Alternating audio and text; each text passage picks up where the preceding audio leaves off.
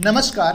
मुख्यमंत्री ग्रामीण पेयजल निश्चय योजना के तहत नल जल के अनुरक्षकों को क्या मानदेय मिलेगा, इस पर कई सारे लोगों में बहुत भ्रम की स्थिति बनी हुई है। इसी भ्रम को दूर करने के लिए आज का ये वीडियो। आज हम इसी वीडियो में आपको बताने वाले हैं इसके बारे में ऑथेंटिक जानकारी कि मानदेय किस प्रकार और कितना मिलेगा। सबसे पहले यह जानना जरूरी है कि अनुरक्षकों को मानदेय या फिर अन्य कोई राशि जो मिलेगी वो राशियां कहां से आएंगी और किन के पास आएंगी। तो आप जानते हैं कि हर एक वार्ड में वार्ड क्रियान्वयन एवं प्रबंधन समिति होती है, यानी कि WIMC होती है। तो WIMC को ही ये राशि प्राप्त होगी। सबसे पहला जो मद है वह है 15वीं वित्त की राशि, जो कि केंद्र सरकार के द्वारा उपलब्ध कराई जाती है। दूसरी जो राशि है वह है उपभोक्ता शुल्क की वसूली गई राशि, यानी जिन लोगों ने नल जल का कनेक्शन लिया हुआ है उन लोगों से प्रति माह 30 रुपये प्रति परिवार की दर से वसूली होगी। तो ये जो वसूली की गई राशि है यह भी WIMC के पास आएगी। और तीसरा जो स्रोत है WIMC के पास वह है राज्य सरकार, यानी राज्य सरकार के द्वारा भी ग्रांट के रूप में WIMC को कुछ राशि प्राप्त होगी। लेकिन सवाल अब भी बना हुआ है कि इन राशियों में से अनुरक्षक को किन स्रोतों से राशि मिलेगी। मैं आपको बताना चाहूँगा कि अनुरक्षकों को दो स्रोतों से राशियाँ मिलेंगी। पहला जो आप देख रहे हैं केंद्र सरकार, यानी कि 15वीं वित्त की राशि, इससे 2000 रुपये प्रति मास की दर से उन्हें मानदेय के रूप में राशि प्राप्त होगी। और जो दूसरा स्रोत आप देख रहे हैं उपभोक्ता शुल्क से वसूली की गई राशि, इसमें से भी आधी राशि प्रोत्साहन राशि के रूप में अनुरक्षकों को मिलेंगे। यानी कि अनुरक्षक को जो कुल राशियां प्राप्त होंगी वो यही दो जो स्रोत हैं शुरुआत के, इन्हीं से। तीसरा जो स्रोत है राज्य सरकार से प्राप्त जो राशि होगी वह पूरी तरह से अनुरक्षण कार्य पर, यानी कि रख रखाव एवं मरम्मती कार्य पर खर्च होना है।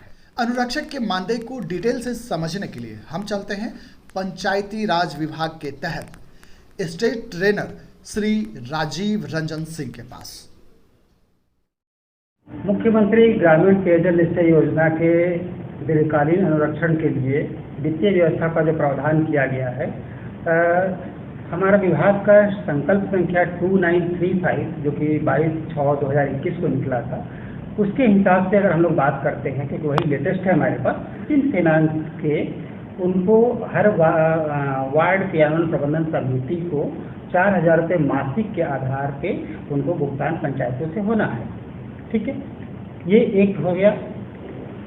उसको 2 भागों में बांटा गया है उस 4000 को। एक भाग हो जाएगा जो कि अनुरक्षक के मानदेय में जाएगा 2000 रुपये, और एक भाग यानी बाकी जो बचा 2000 रुपये वो अनुरक्षण के लिए WIMC के खाते में ही रहेगा।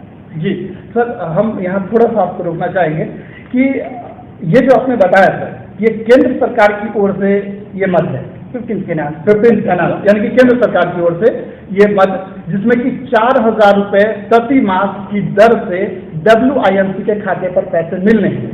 और जैसा कि सर ने बताया कि इसमें से आधी राशि ही अनुरक्षक को मिलेगी 2000 रुपये, और बाकी के जो 2000 रुपये हैं वो अनुरक्षण से यानी कि मेंटेनेंस पे खर्च होना है। दूसरा बात इसमें कहा गया कि राज्य से जो उनको मिलना है फंड, उसमें 2000 रुपये मासिक के दर से यानी 24,000 रुपये साल का उनको राज्य सरकार से डायरेक्ट WIMC को मिलना है, जो कि आप लोग देख रहे होंगे CFMS के माध्यम से ट्रांसफर किया जा रहा है।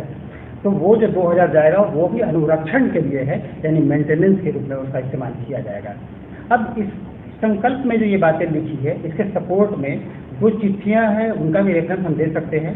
पहला जो चिट्ठी है लेटर नंबर 12 गोपनीय कहें उसको, दिनांक 13/4/21 का, जिसमें 15 फाइनेंस से संबंधित जो पैसा आ रहा है उसके बारे में लिख रहा है कि 4000 रुपये हिसाब दर से होगा और 2000 रुपये अनुरक्षक के मानदेय में 2000 अनुरक्षण के लिए होगा।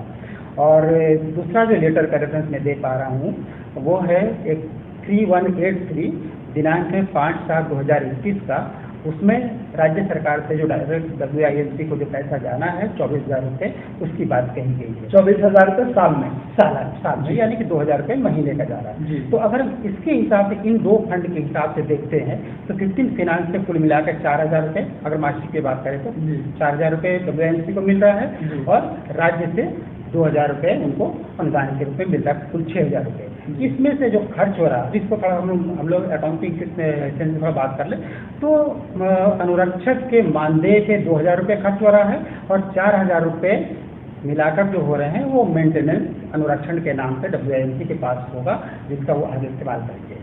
अब बात आती थी कि आपने सवाल किया था कि अनुरक्षक का मानदेय क्या होगा, तो मानदेय उनका 2,000 हो गया। साथ ही साथ प्रोत्साहन राशि की बात है। अब ये प्रोत्साहन राशि कहाँ से आएगी, तो इसके लिए हम लोग को ध्यान देना होगा कि इस वित्तीय व्यवस्था में ये 15 फाइनेंस और राज्य सरकार से मिलने वाले अनुदान के अलावा एक और स्रोत की जानकारी दी गई है। वो है हर एक WIMC के में जो उपभोक्ता परिवार हैं उनसे उपभोक्ता शुल्क लेने की बात है, जो तीसरे महीने के दर से अभी तक निर्धारित किया गया है। तो वो उपभोक्ता शुल्क देना है और उसका पंजी संधारण करते हुए फिर WIMC के खाते में जमा करना है और वो जो पैसा होगा उसका 50% जो है मेंटेनेंस के नाम पे खाते में रहेगा, आवश्यकता पड़ने पे खर्च होगा मेंटेनेंस में, और 50% राशि वो अनुरक्षक को प्रोत्साहन राशि के रूप में दिया जाएगा। यही इसका मुख्य निचोड़ है। हमारे साथ बने रहने के लिए आपका बहुत बहुत धन्यवाद।